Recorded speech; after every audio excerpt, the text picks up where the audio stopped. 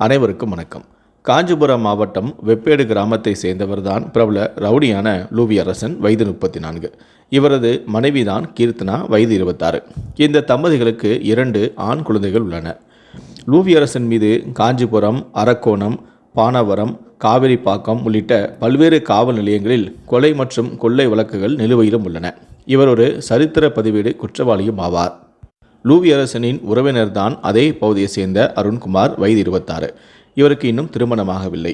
இவர் காஞ்சிபுரத்தில் உள்ள ஒரு தனியார் வங்கியில் வேலை செய்து வந்திருக்கிறார். அருண்குமாரும் லூவி அரசனின் மனைவியான கீர்த்தனாவும் அக்கா தம்பி உறவு முறை கொண்டவர்கள். அருண்குமாருக்கு மது அருந்தும் பழக்கமும் இருந்திருக்கிறது.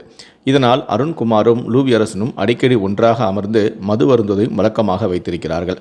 மேலும் அருண்குமார் அடிக்கடி லூவி அரசனின் வீட்டுக்கு செல்வதையும் வழக்கமாக வைத்திருக்கிறார்.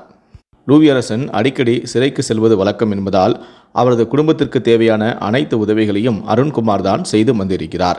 தன் மனைவியின் அண்ணன் என்ற முறையில் அருண்குமார் தன்னுடைய வீட்டுக்கு வந்து செல்வதை லூவி அரசன் தவறாகவும் எடுத்துக்கொள்ளவும் இல்லை. இதுவே இவர்களுக்குள் ஒரு தவறான உறவை ஏற்படுத்தியிருக்கிறது. இருவரும் அண்ணன் தங்கை என்பதையும் மறந்து அடிக்கடி தனிமையில் சந்தித்து உல்லாசமாகவும் இருந்து வந்திருக்கிறார்கள். இதனை அறிந்த லூவி அரசன் அதிர்ச்சி அடைந்திருக்கிறார். அண்ணன் என்று நம்பி தன்னுடைய வீட்டுக்குள் விட்டால் அவன் தன் மனைவியுடனேயே படுக்கையை பகிர்ந்து கொண்டானே என ஆத்திரத்திலிருந்த அவர் தன்னுடைய உறவுக்காரனை கொலை செய்யவும் முடிவு செய்திருக்கிறார்.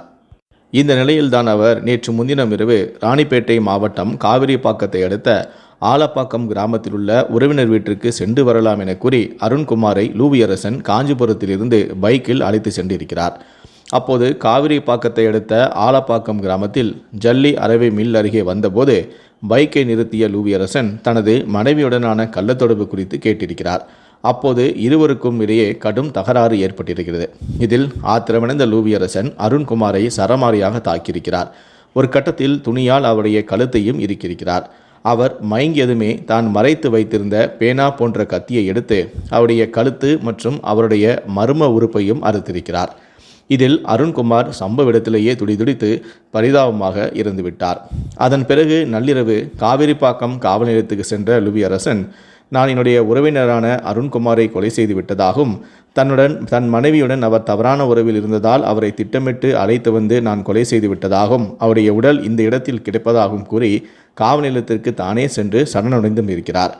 இதையடுத்து காவிரிப்பாக்கம் இன்ஸ்பெக்டரான சண்முகம் மற்றும் போலீசார் சம்பவ இடத்துக்கு சென்று முதலில் சடலத்தை கைப்பற்றி பிரேத பரிசோதனைக்காக வேலூர் அரசு மருத்துவக் கல்லூரி மருத்துவமனைக்கு அனுப்பியும் வைத்தனர்.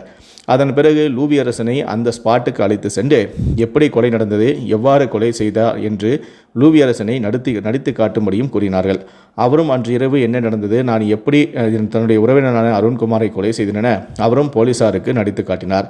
அதன் பிறகு அவரை கைது செய்து காவல் நிலையம் மீண்டும் அழைத்து வந்தனர். பின்னர் அவரை வாலாஜா கோர்ட்டில் ஆஜர்படுத்தி தற்போது வேலூர் மத்திய சிறையிலும் போலீசார் அவரை அடைத்தும் உள்ளனர்.